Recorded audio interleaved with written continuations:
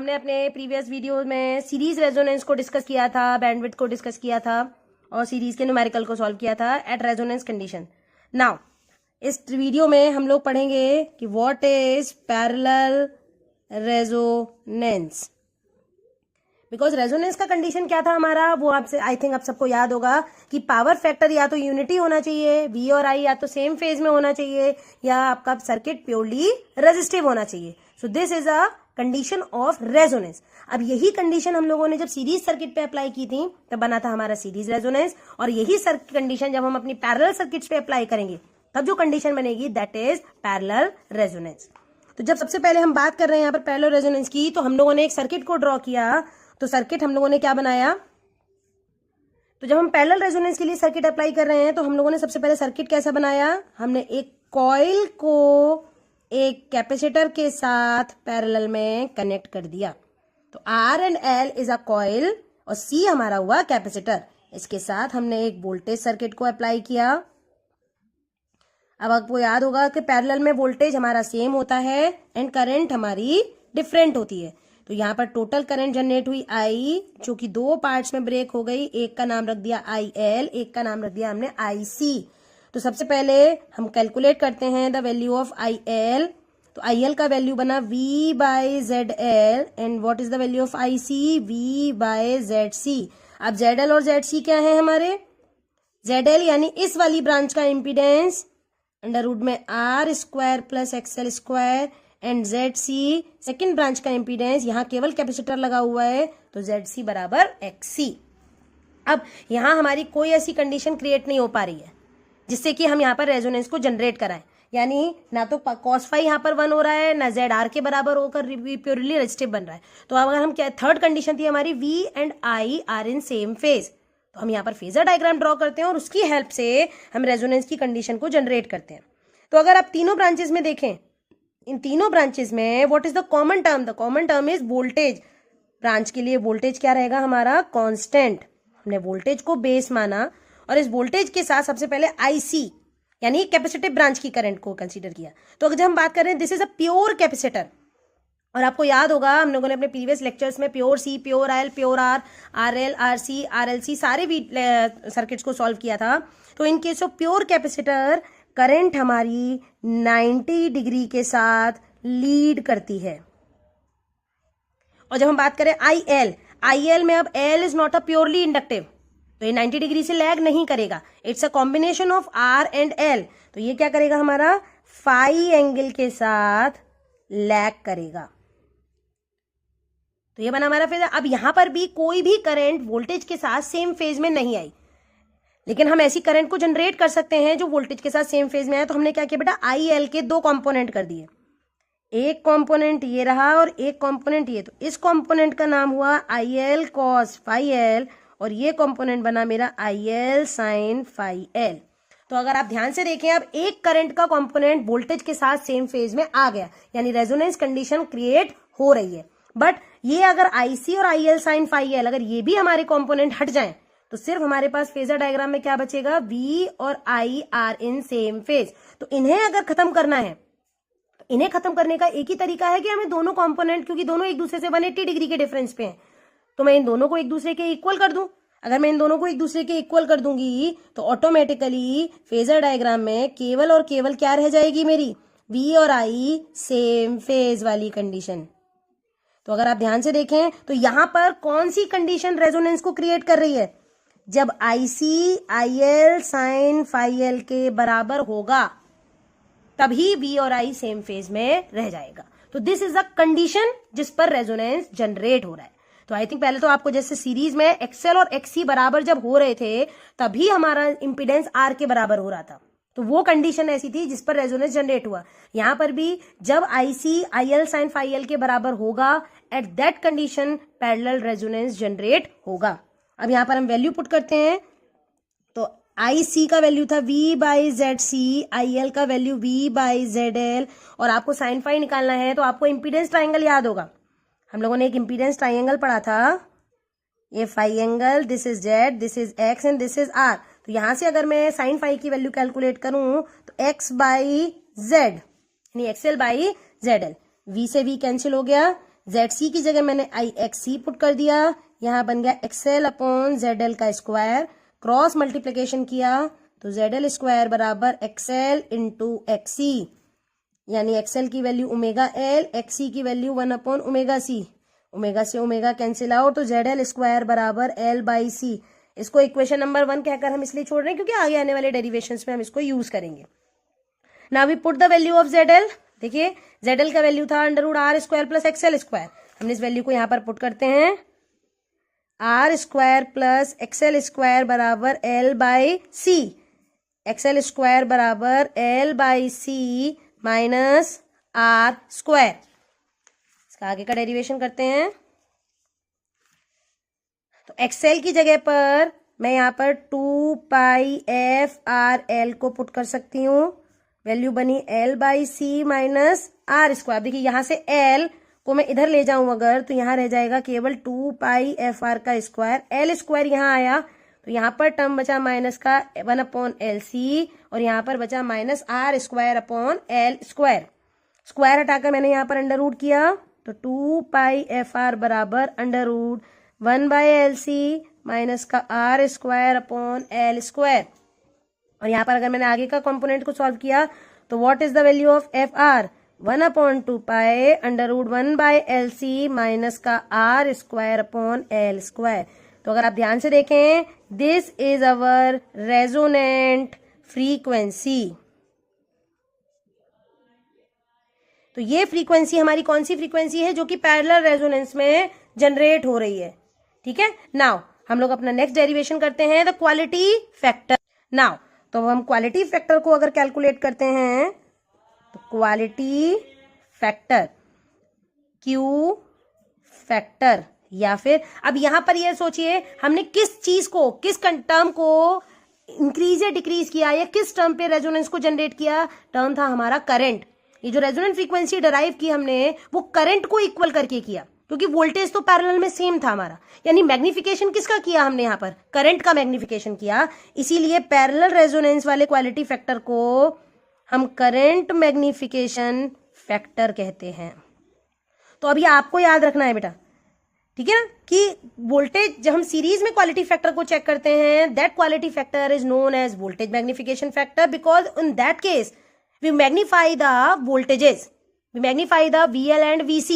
That's why in series circuit the quality factor is known as voltage magnification factor. But in case of parallel resonance we magnify the value of current to get the resonant phenomena. That's why in this circuit quality factor is known as current magnification factor. Now तो अगर यहाँ पर हमें factor की value calculate करनी हो तो quality factor बराबर हमने किस करंट को मैग्नीफाई किया था, इंडक्टिव करंट को यानी IL को, और टोटल करंट इज I, यानी हम यहां लिख भी सकते हैं current in inductive branch and current in circuit यानी टोटल करंट।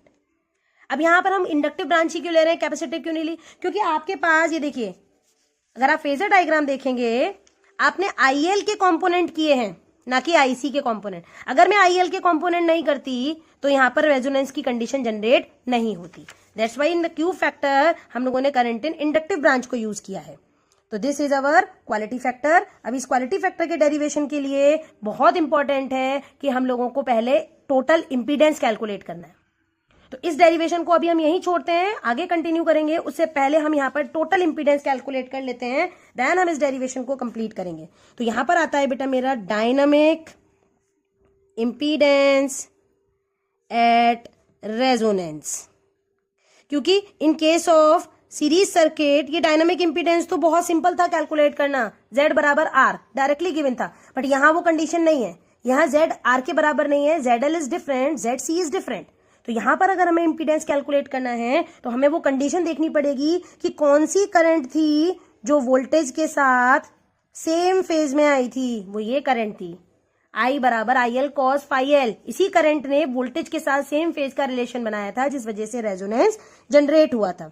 IL का value V by ZL, cos phi का फॉर्मूला होता है R बाई ZL, मैंने इसको यहाँ पर क्या लिखा, V by R Z L square. अब देखिए डेरिवेशन करते टाइम एक इक्वेशन नंबर 1 यूज की थी हमने, ये देखिए जेड एल स्क्वायर बराबर एल बाय सी, वो इसीलिए यूज की थी क्योंकि उसको हम डायरेक्ट यहाँ यूज करेंगे। तो हमने फ्रॉम इक्वेशन 1 वैल्यू पुट करी V by R L by C, R को नीचे लेकर आए, V by L upon C R. तो ये देखिए एल अपॉन सी आर जो टर्म है वो किसकी जगह पर आ रहा है, इम्पीडेंस की जगह पर। तो इम्पीडेंस का फॉर्मूला क्या बना मेरा, जेड डी बराबर एल अपॉन सी आर, ये बना मेरा डायनामिक इम्पीडेंस। अब इस डायनामिक इम्पीडेंस को हम अपने क्वालिटी फैक्टर वाले डेरिवेशन में यूज करते हैं यहां पर।